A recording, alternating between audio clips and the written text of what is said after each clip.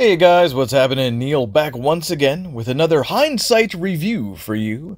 And this time I'm going to be taking a look at Superman and Lois. And I have a very special guest back once again, Mr. Sky Westman. Hey bud, how's it going? Oh my god, I'm so excited to talk about this show. Yes, we've been watching all 15 episodes of Season 1 of Superman and Lois, and I've been very eagerly awaiting to chat about it. So here we go. We'll try not to make it go on too long, but there is a lot to talk about, a lot to cover in 15 episodes. So it's another one of those Greg Berlanti productions, right? It was developed by the CW, by Berlanti and by Todd Helbing, from obviously the DC characters, created by Jerry Siegel and Joe Shuster. And it stars Tyler Hoechlin. I think that's how you pronounce it. Hoechlin? Yeah, I think so. Yeah, he was the kid in Road to Perdition with Tom Hanks. Oh, really? Like back in 2002. Yeah. But he's very well cast here as Clark, dude, as Superman. Yeah, amazing job finding this guy, I thought. And same with Elizabeth Tulloch, who plays Lois Lane. literally my favorite Lois Lane of all time and Mother of the Year. I cannot wait to talk about this individual, this character, everyone. I can't wait to talk about everyone. This is like literally such a great show. Heads up, spoiler alert, because we don't talk about everything. Holy smokes. Yes, that's a good point. Thank you, Sky. Yes, we will be spoiling the hell out of Superman and Lois, which, as you can tell, we're pretty impressed with it, at least in terms of the casting so far. We got our reasons, though, for loving Superman. We're coming in both slightly biased, I guess, because we are big DC fans, right? I mean, I grew up with Christopher Reeve, of course, as the original Superman and the original Richard Donner movies, the first two fantastic movies. Sky, when did you first fall in love with Superman? That's a really hard question, actually. I'm thinking, I was aware of him in the Christopher Reeve movies, but I don't remember watching them as a kid. But apparently my mom said, like, I wrapped a towel around my neck and jumped off the couch, that sort of stuff.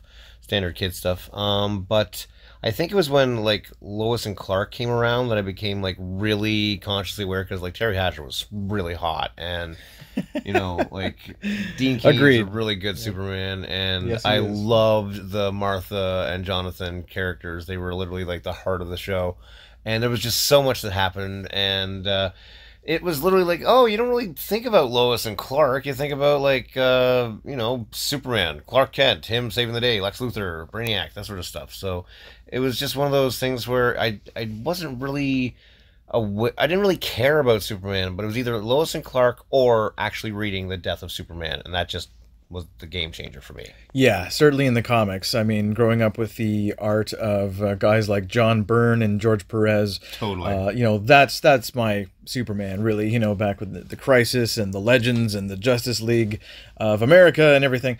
Yeah, and Superman, I mean, his powers have always been kind of like, what? He can do that too? Sure, why not? At times, but otherwise, I've always been a big fan of Superman. So I was very relieved to see that this series was, doing the characters justice and also doing something new, which is, what? They got kids. Oh my God. They got kids. Yes. The family aspect is just really, really impressive for, like, telling this chapter of Superman's life. They're in their 40s, but Lois takes care of herself, and Clark is a immortal, like, Kryptonian, so he looks like he's 25 all the time.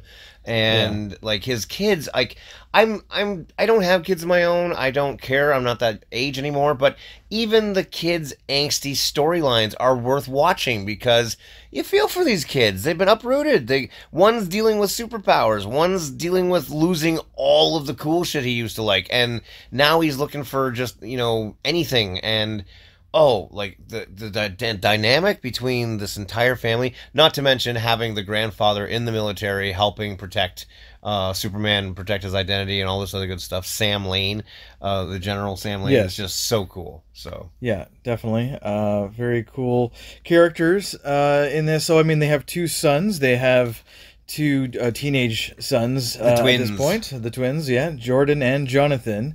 Funny enough, the actor Jordan Elsas is Jonathan, and Alex Garfin plays Jordan. So the guy named Jordan plays Jonathan. Yeah. This is funny timing. I guess that's just how it goes down. But it's very interesting to see kind of we were wondering, okay, so first off, in terms of the story, Clark is going to reveal to his sons who he is, that he's Superman. It was a little bit kind of like, really, they don't know at first, because I was like, really, like how do they not know? I mean, totally believe it. You believe it? Yeah, totally. All right. I've literally seen the mistaken identity. I was literally walking to work the other day, and I saw a customer, and I waved at him, said his name, and he looked at me sternly and was like, "Who the heck are you?" And I immediately said, "Oh, you don't recognize me without my uniform." And he was like, "Oh, hey, Sky," and just called like totally. And I was like, "I gotta go to work," and he was literally had no idea who I was, because I don't look the same when I'm not in my uniform to him. Yeah. Well, And Superman.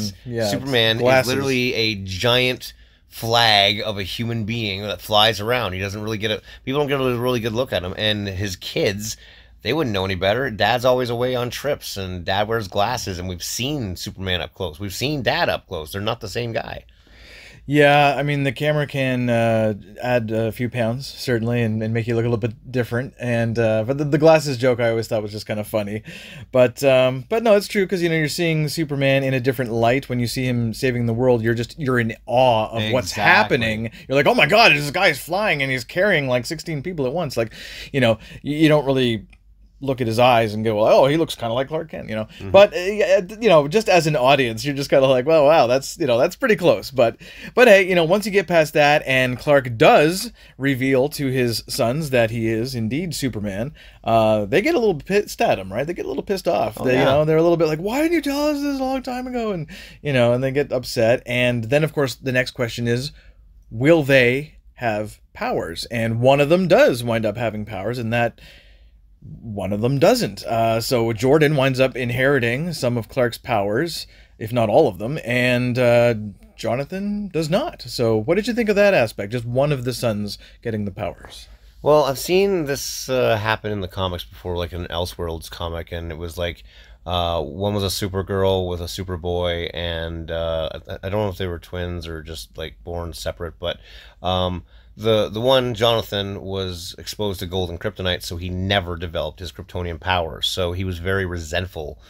So I don't know if they're going to do the same thing in this storyline, because I like to think that any offspring of Clark Kent will have just inherently good aspects in them, no powers or no powers, like they're just going to be good people. Yeah.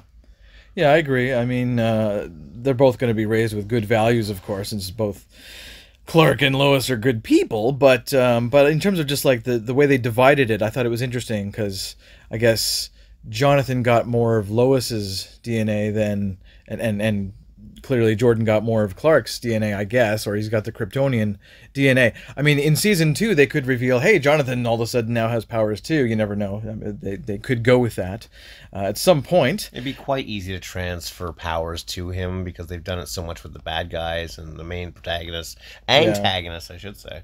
Yeah, a lot of mind control or just not mind control necessarily, but just like taking over people. What did you think of the villains? In fact, because we got to talk about the Stranger, as he was called at the very beginning of the show, but he winds up becoming, spoiler, John Henry Irons, apparently from an alternate Earth. What did you think about that character, who came back after his Lois Lane was killed by Superman? He comes back and he wants to kill this Superman, our Superman, I guess, or whatever Earth this is, Earth 1. What did you think about that? The idea of introducing this character from an alternate dimension coming to kill Superman because he killed his Lois, and then wind up becoming John Henry Irons. Did you think that was kind of like a cop-out, like, we can just pull another comic book character out of her ass, or did you like that? I absolutely loved it, because everyone thought that it was like some sort of like bait and switch, because it was originally intended to be Lex Luthor, and you're like, oh, okay, so it's right. Lex Luthor. They did call him Captain Luthor. Yeah. That's right. So you're thinking, okay, this is a Lex Luthor from another reality. So he's just like, who cares? He's just a bad guy, or he's misguided. He's still an enemy to Superman. And then all of a sudden in that episode, the hammer comes a flying, and he's like, no, man, I am the Man of Steel.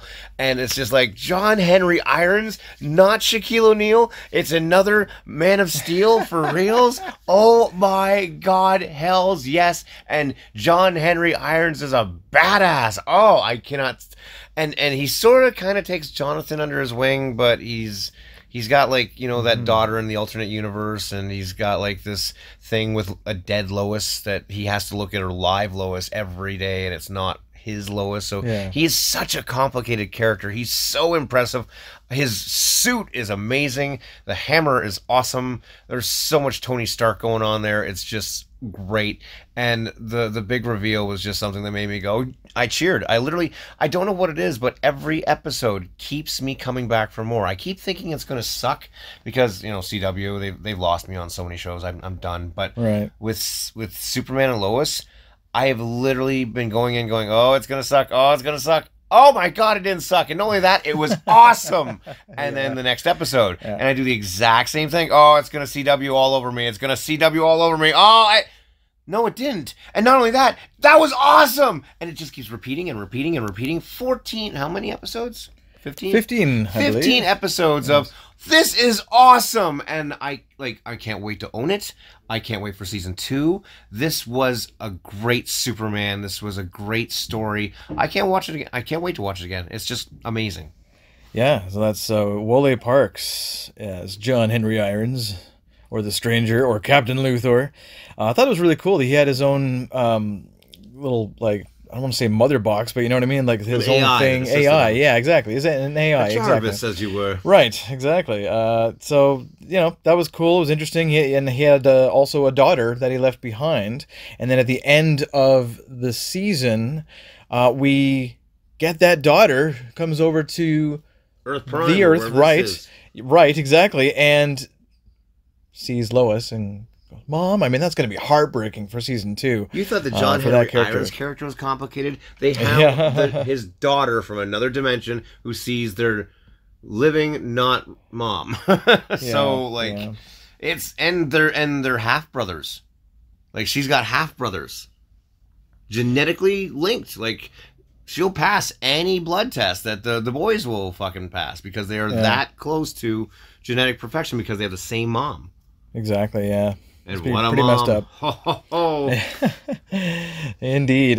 So, back to the subject of villains. Adam Rayner plays Morgan Edge, or Tal Rowe. Tal Rowe, yeah. And he becomes the Eradicator. Like, I thought he was just fine, you know. I mean, we were all thinking Zod at the beginning when we first saw him. I was hoping Zod, but like the where they went with this story was so... I'd never heard of it. It must be a New 52 storyline or something. But I was just so impressed with this is a brother. He was launched a little earlier. Then Krypton exploded. But he landed in a different spot. And instead of like being taken in and adopted, he was hunted like an animal. So he didn't really grow up like Clark. So it's a little understandable. He's a little off. He doesn't think of humanity the right way. Yeah. Lana Lang is in the show. She has a husband who is Kyle, and he's the fire chief, and at first he's just like this abrasive bad husband, father, alcoholic, totally like bad character. Yep. And then he temporarily gets taken over, like his body, his mind, I guess, taken over, and he becomes a villain. And we think, there's no coming back for him, but then once the whole, Morgan Edge taking over people's minds things ends, he's just apparently back to normal, and he's trying to be accepted back into their little society there in Smallville. But and he was an okay character, They have a daughter as well who's dating Jordan, right? And teen angst, gotta love it. Yeah, there's a lot of teen angst on this show. I thought that some of the cornier stuff was like, the rival football team wants to fight, Jonathan and Jordan, and and things like that. And it's just kind of a little bit corny, but that's kind of expected for a comic book adaptation TV show. High school, it's dangerous. That's right. Oh, yeah, indeed, especially out in the sticks. You have no idea. Yeah, Sky would know. He grew up on a farm. I grew up on a farm, and I went to a high school, and I had to like walk to work or walk to high school when the bus was not there. It's crazy. Yeah. Well, all things considered, I really think it is one of the more successful CW DC shows, and a really, really good adaptation. Coming off the Supergirl TV show, that's where these characters originate from. Yeah, exactly. That's where they were first introduced, and then we saw them in Crisis crossover as well. And I always thought, like, wow, like Tyler and Elizabeth here make great Superman and Lois. And I think that's what really kind of impressed me off the bat was, in general, just the casting and the fact that it's a new concept. They got kids. It's like, whoa, what happens when Superman's got kids? We've never really seen that in other shows. That's how Lois and Clark ended. So, like, Dean Cain originally wanted to know what would happen with super babies. And this is that production. This is what happens when Clark Kent's children grow up. So... it's really awesome to see how the Kryptonian child, Jordan, he goes to the fortress, he gets scanned a lot, he gets work on his powers, he gets have his My Secret Identity episodes where he learns how to harness his new ability, and Jonathan and Lois have these awesome bonding moments where she explains to him, even though they don't have powers, their superpower is they have to be stronger than everyone else to keep the secret. And you see Jonathan like taking on tech knowledge and like working with John Henry Irons and like arming himself for like Kryptonian incursion. And at one point he actually endangers his life. And you see Lois go full on Mother of the Year, Mama Bear, not bubble wrapping mom, not helicopter mom. Your child literally almost died. She loses her cool. She sends him to his room. She is literally a force to be reckoned with. And I applaud that actress for making me go, oh, you just pissed off your mom. You go to your room and I hope you get dinner. I hope you get dinner because you shouldn't, young man. You should not have dinner and go to bed hungry. That is how much fucking trouble you're in. And I really wish, everyone should watch this show just for the family dynamic alone. It is a healthy nuclear family that it just has all of the right spots to make you go, this is worth watching. This is very entertaining. Totally. If you're a Superman fan or a DC fan in general, and Supergirl didn't really float your boat, then I would definitely give Superman and Lois a chance because it's worth it. Just like Stargirl is another show that looks like it's just a bunch of teenagers and superheroes, but it's actually that and a whole lot more, and they do a lot of justice, dare I say, to the original content, to the original comic books. And with Superman and Lois, though, it is a bit different. I mean, that's, progression. We're progressing these characters finally, after so long. It's just fantastic to see, what would happen if Superman and Lois had kids. One of them had superpowers, just like Superman. And there were other Kryptonian, characters on the show. I can't wait to see what happens in season 2. So I'm going to give Superman and Lois a very impressive 9 out of 10. What are you going to give it, Sky? Oh, I totally would give it a 10 out of 10. I've been literally waiting for the other shoe to drop so I can say, 9, 8, 7. Screw this show. I'm never watching season 2. But literally, it's a 10 out of 10. I cannot wait for season 2. Right. I can't wait to rewatch it. We have it PVR'd. I'm going to rewatch the whole series again. Oh, nice. All right. Well, sweet. We really liked it.